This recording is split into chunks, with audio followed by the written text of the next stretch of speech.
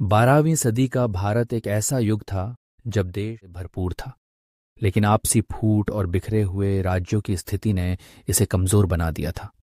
राजपूतों का पराक्रम तो प्रसिद्ध, लेकिन उनकी एकता में कमी ने उन्हें संकट में डाल दिया। इसी समय पश्चिम में गजनी का सुल्तान लूटमार कर चुका था और अब एक नया योद्धा शहाबुद्दीन मोहम्मद गौरी उभर रहा था। अगर आप हमारे चैनल के नए और दिलचस्प वीडियो का आनंद लेना चाहते हैं तो कृपया हमें सब्सक्राइब करें। सब्सक्राइब करते समय बेल आइकन को दबाना न भूलें ताकि हर बार जब हम नया वीडियो अपलोड करें आपको तुरंत सूचना मिले। आपके समर्थन से हम और बेहतर कंटेंट बनाने के लिए प्रेरित होते हैं।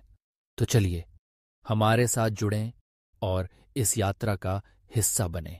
आपका एक क्लिक हमें आगे बढ़ने में मदद करेगा। उसकी महत्वाकांक्षा केवल लूट तक सीमित नहीं थी। वह एक स्थायी सल्तनत की स्थापना करना चाहता था जो भारतीय उपमहाद्वीप के इतिहास को बदलने की क्षमता रखती थी। मोहम्मद गौरी का जन्म 1139 ईस्वी में गोर, अफगानिस्तान के एक छोटे से राज्य में हुआ। वह साहसी और महत्वाकांक्षी था और उसके परिवार का इतिहास गजनी साम्राज्य के अधीन था। उसके बड़े भाई और गौरी वंश को स्वतंत्रता दिलाई। इस स्वतंत्रता के बाद गौरी को सीमा विस्तार की जिम्मेदारी सौंपी गई और उसकी नजरें हिंदुस्तान पर जा टिकीं। भारत में उसकी यात्रा की शुरुआत 1175 ईस्वी में हुई जब उसने मुल्तान और उच्च पर विजय प्राप्त की। लेकिन 1178 में गुजरात के राजा भीमदेव द्वितीय के खिलाफ उसका अभियान उसकी पहली बड़ी हार बन गया। राजपूतों ने उसे पीछे हटने पर मजबूर कर दिया। यह हार उसके इरादों को तोड़ बल्कि उसने अपनी रणनीति को बदला और पंजाब की ओर बढ़ा। 1186 में गौरी ने गजनवी शासक को पराजित कर लाहौर पर कब्जा कर लिया। इससे उसके प्रभाव में वृद्धि हुई और भारत में उसकी उपस्थिति मजबूत हुई। लेकिन असली चुनौती तब शुरू हुई जब उसे पृथ्वीराज चौहान का सामना करना पड़ा, जो दिल्ली और अजमेर का शक्तिशाली शासक था। 1191 में तराइन की पहली लड़ाई में गौरी की हार हुई। राजपूतों की वीरता और युद्ध उसकी सेना को पराजित कर दिया। खुद गौरी गंभीर रूप से घायल हुआ और युद्ध से भाग निकला। यह उसकी सबसे बड़ी हार थी, लेकिन वह हार मानने वाला नहीं था। 1192 में गौरी ने पूरी तैयारी के साथ दोबारा हमला किया। इस बार उसने नई रणनीति अपनाई, धीरे धीरे राजपूतों की सेना को थकाना और रात के समय हमला करना। इस बार वह सफल हुआ। पृथ्वीराज चौहान को पराजित किया गया और उसे बंदी बना लिया गया। यह विजय भारतीय इतिहास का एक महत्वपूर्ण मोड़ थी जिसने गौरी के लिए दिल्ली और अजमेर के रास्ते खोल दिए। इसके बाद गौरी ने तेजी से अपना साम्राज्य फैलाया। 1194 में उसने बनारस और कन्नौज के गढ़वाल शासक जयचंद को हराया। इस लड़ाई ने उत्तर भारत में हिंदू शासन की पकड़ को और कमजोर कर दिया। उसका साम्राज्य बिहार और बंगाल तक फैल गया। दिल्ली और अजमेर पर कब्जा करने के बाद गौरी ने अपने सबसे विश्वसनीय गुलाम सेनापति कुतुबुद्दीन ऐबक को भारत में सत्ता की जिम्मेदारी दी। यह कदम भारत में मुस्लिम शासन की नींव रखने वाला था। गौरी ने धीरे धीरे गंगा के मैदानों की ओर अपना प्रभाव बढ़ाया। उसने कन्नौज, बनारस और बिहार तक अपने राज्य का विस्तार किया। उसकी विजय ने न केवल उसकी शक्ति को बढ़ाया बल्कि भारतीय राजनीति के नक्शे को भी बदल दिया। गौरी की अंतिम लड़ाई 1205 ईस्वी में ख्वारिज्म साम्राज्य के खिलाफ हुई, जिसमें उसे हार का सामना करना पड़ा। इसके बाद वह गजनी लौट आया, लेकिन भारत में उसकी पकड़ मजबूत बनी रही। 1206 ईस्वी में जब वह गजनी लौट रहा था तो उसे किसी अज्ञात समूह ने सिंध के पास घात लगाकर मार दिया। इस हमले के पीछे कई मान्यताएं थीं। कुछ इसे हिंदू राजाओं के सैनिकों का काम मानते थे, जबकि कुछ इसे इस्माइली हत्यारों का षड्यंत्र मानते थे। उसकी मृत्यु के बाद उसके गुलाम सेनापति अलग अलग इलाकों पर शासन करने लगे, लेकिन गौरी की विरासत जीवित रही। गौरी के मरने के बाद उसका साम्राज्य बिखर गया, लेकिन उसने जो नींव रखी थी वही आगे चलकर दिल्ली सल्तनत के रूप में विकसित हुई। कुतुबुद्दीन ऐबक ने दिल्ली में अपनी सत्ता स्थापित कर गुलाम वंश की नींव रखी। इस प्रकार मोहम्मद गौरी केवल एक आक्रमणकारी नहीं था, बल्कि एक दूरदर्शी शासक था। उसकी विजय ने भारतीय राजनीति को हमेशा के लिए बदल दिया।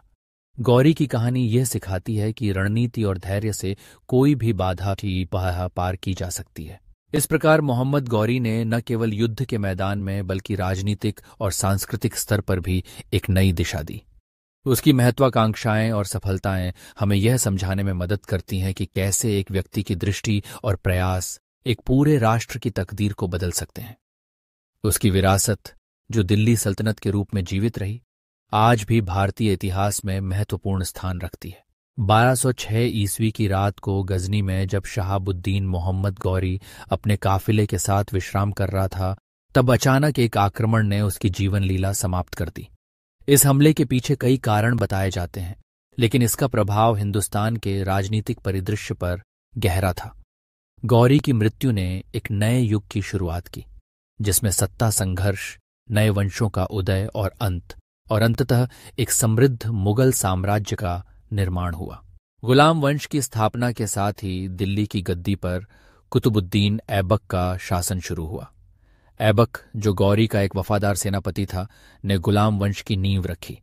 उसने दिल्ली को प्रशासनिक केंद्र बनाया और कुतुब मीनार जैसे स्थापत्य कार्यों की शुरुआत की। लेकिन ऐबक का शासनकाल अल्पकालिक था। 1210 में पोलो खेलते समय उसकी आकस्मिक मृत्यु ने एक वैक्यूम पैदा किया। इसके बाद इल्तुतमिश ने गद्दी संभाली और दिल्ली सल्तनत को मजबूती प्रदान की। उसने मंगोल आक्रमणों को रोकने में महत्वपूर्ण भूमिका निभाई। इल्तुतमिश के बाद रजिया सुल्तान का शासन आया, जो न केवल दिल्ली की पहली महिला शासक थी, बल्कि उसने अपने शासन में कई महत्वपूर्ण सुधार भी किए।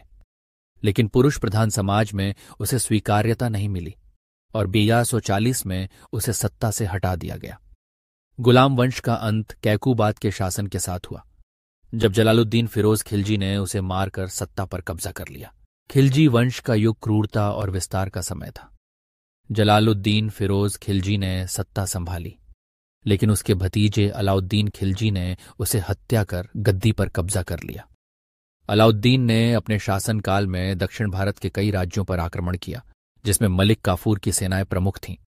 उसने आर्थिक सुधारों के माध्यम से बाजार पर कड़ी निगरानी रखी और राजस्व बढ़ाने के लिए कई कठोर कदम उठाए। लेकिन अलाउद्दीन की मृत्यु के बाद खिलजी वंश की शक्ति कमजोर पड़ने लगी और 1320 में गयासुद्दीन तुगलक ने इस वंश का अंत कर तुगलक वंश की स्थापना की। तुगलक वंश ने अपनी शुरुआत में प्रशासनिक सुधार किए, लेकिन गयासुद्दीन तुगलक की अचानक मृत्यु ने स्थिति को जटिल बना दिया।